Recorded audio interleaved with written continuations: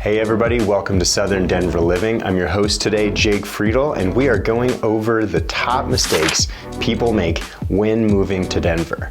And don't worry, I'm not going to do that lame thing all real estate agents do and tell you number one is not choosing me as your realtor, okay? No, that's number 2.5. Don't worry. The top couple are especially impactful for how you're going to enjoy the livability of your home and your eventual resale. So remember, whether you're moving in 9 days or 900 days, please subscribe to our channel, reach out to us. We'd love to give you a personal tour of your favorite neighborhood and strategize about helping you find the perfect place.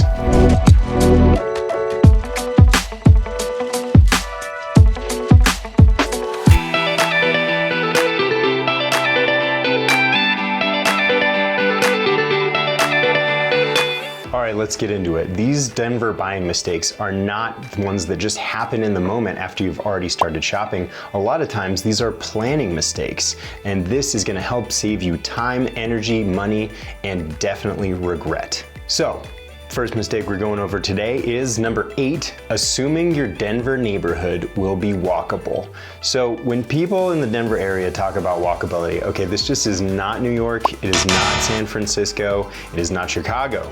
Walkable often means there's a nice place to walk with a nice path and a good place to push a stroller. But there are some good Denver walkable neighborhoods. They're just not everywhere. So you're gonna need to hone in on a few key places. So we've got nice walk scores. And what does a walk score really mean? So what a walk score means is basically how easy is it to get to your daily needs, okay? Can you live without a car? Can you walk to the grocery store? Can you walk to the coffee shop? Can you walk and do some of your major errands? What it does not account for is safety, pleasantness of the walk, like are there lots of trees there? Is it well lit?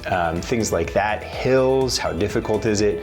But it is gonna tell you if there's highways in the way and how generally easy it is. I will say that Denver is an especially bikeable place. Cycling is a big part of Denver culture, so you're gonna see a lot of cyclists, and you're gonna see a lot of roads that have accommodated this by creating a whole bike lane, especially in the major Denver area. So here are the most walkable and bikeable neighborhoods in Denver. We've got the Highlands area, Berkeley, Capitol Hill, downtown Lodo, of course, Cherry Creek North, 5 Points, Rhino, City Park, Baker, Washington Park. Now, if you are moving to one of these areas, don't go selling your car right away. You might want to keep it because, especially when you're going to the mountains, is such a huge part of the culture here. You're gonna want to be able to make the drive. And if you're the kind of person who ever needs to go to Costco, you're never gonna find a Costco in any of these walkable neighborhoods. We do have public transportation. It's not amazing. So if you're from somewhere like Chicago or Boston or any of these major coastal cities, you're not going to find the robust transportation that a lot of those cities do. It's getting better. We have a light rail line, we have some buses and things like that. Light rail's constantly expanding. It does take you to the airport, but it's not going to be like some of those bigger cities. So be careful. Think about it before you sell your car. So moral of the story, we can get you into a neighborhood that is walkable. A lot of places are bikeable. Don't sell your car until you know what it's like to live here. All right, mistake number 7 is not spending enough time in the neighborhood you're planning to live in. A lot of times how this happens is we're shopping in one neighborhood, like say the dream neighborhood is the Highlands, but then you move on and you're not finding what you want in the Highlands, so you find a house one day in Congress Park and you say, well, let's go check that out. And you're blown away by what you can buy in Congress Park. And folks sometimes will go under contract. My recommendation is, okay, you can do this because sometimes it's the perfect house. But what I want people to do is spend extra time in that neighborhood. Spend more than just that Wednesday at 3 o'clock when we saw the house and traffic was quiet. Go check it out on a Friday night. Go check it out on a Sunday morning. See how the traffic patterns change around events happening in the area. See how many cars are parked there and how tough it is for street parking if you have guests over, things like that. And just see the general noise and vibe of the neighborhood. Are there families out and about? Is it gonna be a place that you feel great connecting with the community, and calling home.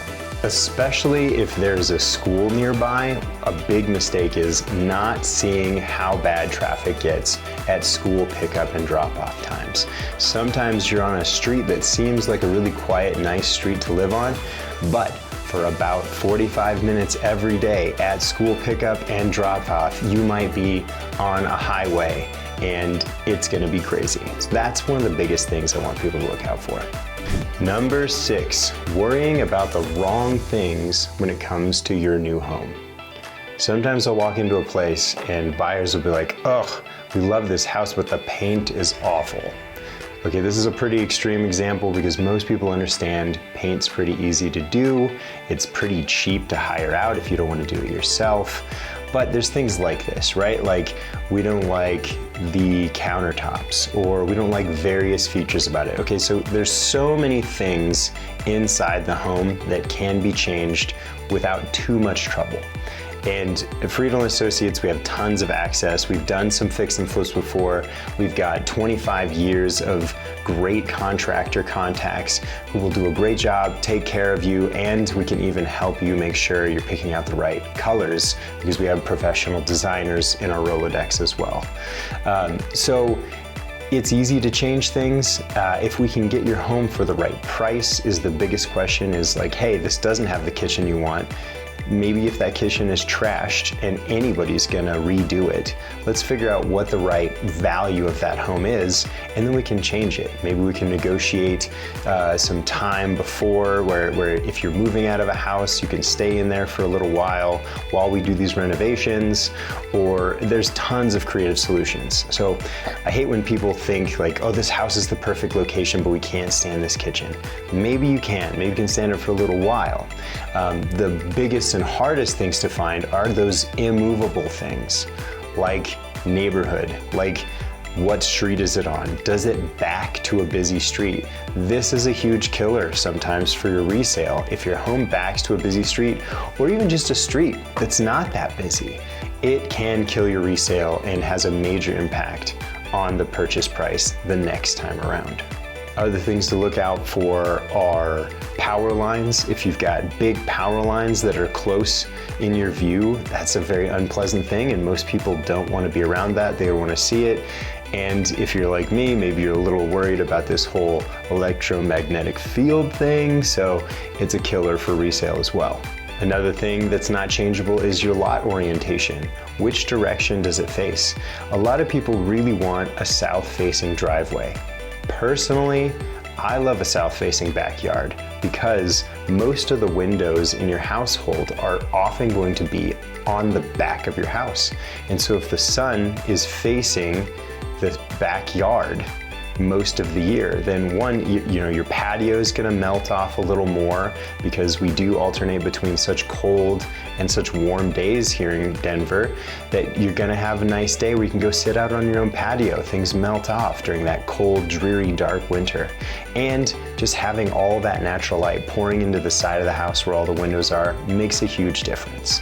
Big story here is just remember, you can remodel a house, you can't remodel a location. Number 5, not being close enough to a great park or outdoor access. Something fun about Denver, we actually have more parks per capita than any city in the country. And you're gonna notice it when you get here. There's a whole park culture thing going on. In the summers, people gather to run around with their dogs or play volleyball or do any sorts of fun things at all of these amazing parks. Otherwise, we wanna be close to outdoor access. People move to Colorado to be outdoors, and you should want that, and you should want that for your resale. Being close to the mountains or being close to a really nice trail that you can walk through, even if it's just through the city or the suburbs. There's tons of trails around here, and honestly, it's kind of hard to not be somewhat close to some kind of outdoor access, but the better access, in my opinion, the easier it is for you to connect with nature, and the better it's gonna be for your resale. So even if you don't care about nature at all, you just wanna live in a dark little room, you wanna have this for your resale because it's gonna be helpful. Don't deny yourself the opportunity to be close to a park. It's a great place to play some pickleball, throw a frisbee, make some new friends. Denver is largely a city of new people who are moving here from outside, and so people are especially friendly and looking to make friends, and a park is a great place to do it. Okay, number 4, moving too far east without understanding the trade-offs. The Denver area is so related to the mountains that you'll find most people operate based on a true west as opposed to a true north, because we always know where the mountains are, they're to the west. The mountains aren't just a great source of fun year-round, but they're also beautiful. They're a source of peace. They're a source of connection to nature. It's also where our water comes from. So much to being farther west. It's spiritual, it's connection to nature, it's logical, it's why people move here. Now, it's okay to move to the east side of town. Sometimes there's some great benefits to that. You're closer to the airport. In a lot of cases, you might get a little more bang for your buck. You're gonna get a little bit bigger of a house, especially on the southeast side of town. Maybe you don't like the mountains. Maybe you're not into skiing and hiking and camping as much as everyone, and that's okay. Denver is a great place to live, even if you're not into the mountains. I just want you to know the biggest problems with not being on the west side. And on the west side, I'm gonna say, we have this kind of giant curve of I-25 where mostly I-25 splits the city in half, except that it kind of curves around downtown Denver. And so in that area, I'm gonna kind of draw the line at about Colorado Boulevard, and then that is kind of my defining line if I'm saying how far east versus west we are. So it's I-25 on the south side, and then continuing with Colorado Boulevard as it goes straight up through the city. So other than being far from the mountains, the consequences are the west side of town appreciates a little better than the east side of town. You're gonna make more money year over year on your investment to be on the west side. The other piece is that if you're on the west side, if the market starts slowing down as a whole, it stays busier longer on the west side. We always see demand drop a little faster on the east side. So this does have real world consequences aside from being farther from your best hiking spot. But hey, not to say that there's anything wrong with the east side, especially if there's an affordability issue. You can get really nice houses out there, and if you just need to leave an extra half hour early to beat the traffic, that's something that I'm sure you can deal with. So if you want to be on the east side, there's still great things. Just want to prepare you for some of those setbacks. Mistake number 3, treating Denver like it is one whole market. And when I say Denver, I really do mean the outer suburbs as well, because everything can change. We can have a different market where the luxury market at $1 million plus is moving really fast and is in high demand, whereas the $500,000 homes are sitting on the market a little longer. You can have a market where Highlands neighborhood is on fire, but Congress Park is moving a little slower. So the most important thing here is to not walk in assuming like, oh, I've seen some headlines in Denver. I've been watching the prices drop in this neighborhood in Denver. It must be slow everywhere.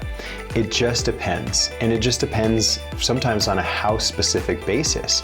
Because right now what's happening is if you overprice a home, it's just gonna sit on the market. But if you price it just right, it'll go in a weekend.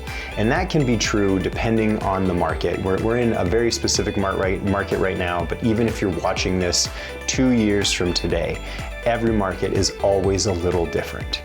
So what you want to do is make sure we're coming into these markets, and as you're shopping in a neighborhood, you'll get the feel of what's happening every time.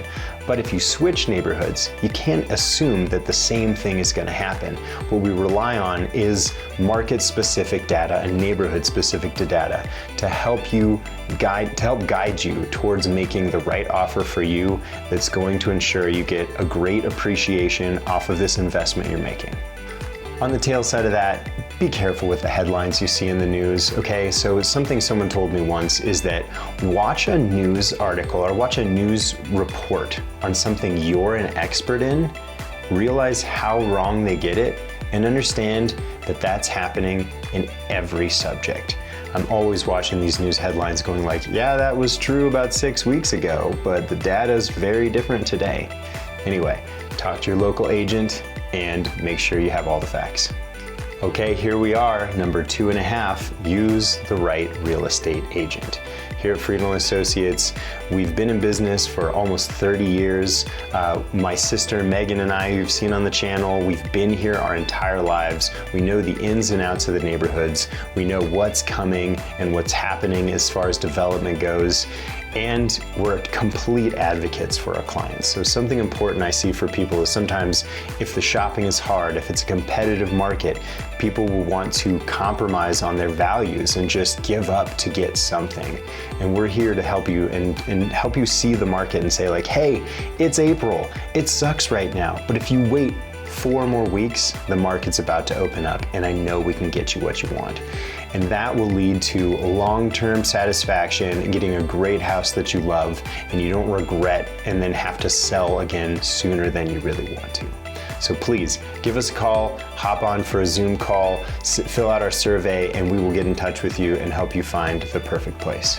And we're back for our top 2 mistakes. Number 2, buying too small or too cheap, trying to be a little too responsible. Okay, let me be real here. Sticking to your budget totally matters. And I'm not here and I'm never here to push any of my clients beyond their comfort zone. But sometimes if you push your budget just a little bit, it can get you into a totally different market and get you a better home. Number 1 complaint I've never heard from any of my past clients is, I wish I'd bought a smaller house.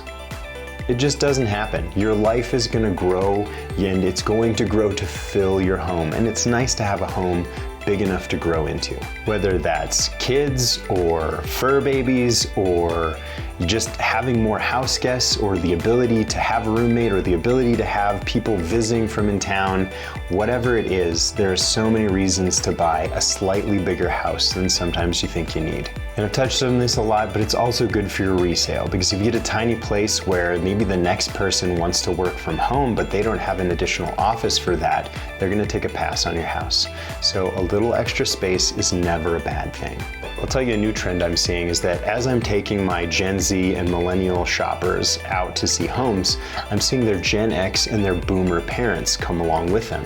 Something that I'm hearing back consistently is the parents saying something like, would you just spend a little more money and get yourself something decent? I think that's really telling, right? When the people who have been responsible and watched us make all these mistakes for years are telling us, spend a little more money, get something nice, there's probably something to be listened to there. Like I said, I'm not trying to blow your budget out of the water, but what I am trying to do is save you money long term. Because if you buy something too small and then you have to start thinking about moving earlier than planned, what really costs a lot more money is to sell that house and then buy the next one. There's a difference between being disciplined and overly restrictive. Life is probably gonna grow and your house should be able to grow with you. A little practical math for you here. At a 6% interest rate, every $10,000 toward the purchase price you increase is gonna cost $60 per month.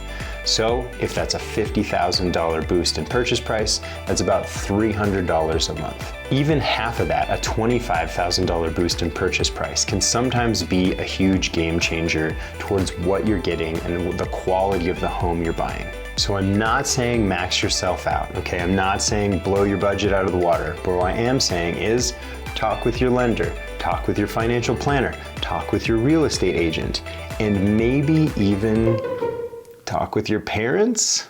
Don't be reckless, but don't undershoot your life either.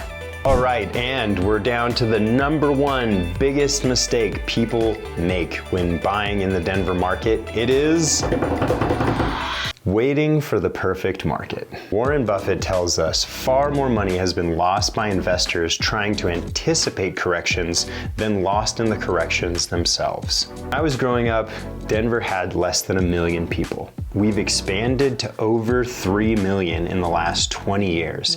Isn't that crazy? With that, home values have absolutely skyrocketed. We're basically turning into California here. And when I was a kid, we would always hear about these people moving here from California where they'd cash out and sell their home and then buy for cash here in Denver and retire. And someday people are gonna say that about Coloradans. If you want to be one of those Coloradans someday that's retiring somewhere much cheaper with all the cash you made on your house, the important thing is buy a house. Buy a house and keep it long term. Warren Buffett also said, if you can't see owning a stock for 10 years, don't even think about owning it for 10 minutes. Okay, you don't have to own your house for 10 years in Colorado, but it is a safe amount of time to consider when thinking of your home as an investment. More than likely, you're gonna buy your house and 5 years later, you're gonna have done well enough on it to sell it and take a little cash with you wherever you're headed to. This isn't the safest bet. The safe bet is 10 years. Let's think back to the Great Recession for a moment. Let's say you bought in Denver in 2007. Prices were going crazy, prices were rising faster than anybody could understand why, and then the Great Recession hits and prices crash by 25% in the span of a couple years. So let's say you bought in 2007 for $400,000. By 2009, 2010, that house was probably worth $300,000. If you sold then, you lost $100,000. But if you held on to that house through 2017, the 10-year mark, you actually made 5.9% appreciation year over year average, which is about the average over the previous 60 years in the Denver metropolitan area. That 5-year mark, you were looking pretty bad, but if you held on to 2017, you had made a pretty good amount of money on your investment that you got to live in. Okay, but now you're saying, what about what just happened with the pandemic and buying in 2021 versus buying today? Okay, in the Denver metropolitan area, there's a real possibility that if you bought in 2021, your house might be worth up to 10% less than it was back in 2021. Doesn't sound so great, but let's break it down a little further. Say you bought $1 million house in 2021, and the interest rate you got on that was 2.75%. Your monthly principal interest on that loan would be $3,266. Let's zoom forward and say 2025, that same house is now worth $900,000. And let's say you bought it for $900,000 at a 6% interest rate. Your monthly principal and interest payment on that loan would be $4,317. That's a difference of over $1,000 per month. So yes, if you bought in 2021, you're negative on equity. And if you bought in 2025, then your payment is higher. How does that play out in the long run? So to go a little further, let's say one way or another, you bought it in 2021 or 2025, and you're gonna sell it in 2031 either way. By 2031, in scenario one, at the $1 million purchase, your final equity in that home, assuming some appreciation, is $1,171,000. On the other side, if you bought it in 2025, 6 years later in 2031, your final equity is $1,115,000. So if you bought in 2025, you paid more interest along the way, and you ended up with a pretty good amount of money at the end, but not as much as if you bought in 2021. So either way, I'm really seeing this as a big win. The moral of the story here is buy a house and keep it. Time in the market beats timing the market every time. The important thing here is to remember, when your life is ready to buy a home, buy the home. And make sure you hold on to it and think about how you're moving forward once you own it. Because if you play this game and you play the long strategy, you're gonna do well no matter what. Thanks so much for tuning in today. Those are the biggest mistakes people make when moving to Denver. I'm Jake Friedel, and me and my sister Megan Friedel are always out on the look for great deals and learning about what's happening in the market. Please subscribe to our channel to hear about the latest and be the first to know what's happening. And whether you're moving in 9 days or 900 days, please reach out. We'd love to help start you strategizing towards finding a beautiful home in a great neighborhood in the Denver or greater suburban area. We'll see you next time. Thanks so much.